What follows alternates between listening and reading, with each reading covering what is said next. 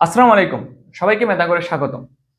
আজকে আমরা পলিটেকনিক্যাল ভর্তি পরীক্ষায় আসা আরেকটি গুরুত্বপূর্ণ প্রশ্ন সলভ করব।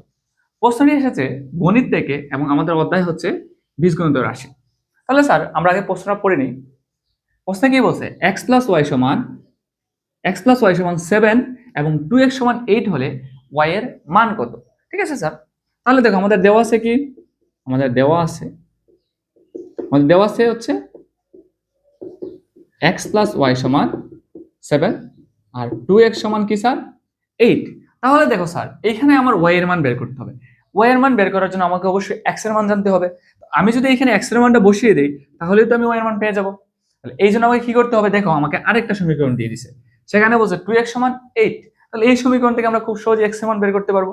তাহলে স্যার আমাদের দেওয়া আছে কি 2x সমান 8, তাহলে x সমান কি হবে স্যার?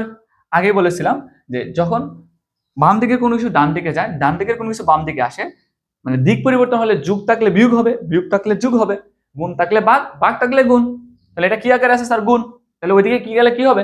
ভাগ হবে। 8/2 মানে কত স্যার? 4। এক্স এর মান যদি আমরা এই সমীকরণে বসাই, এক্স এর মান বসাইলে কি হবে স্যার? 4 + y = 7। তাহলে y সমান কি?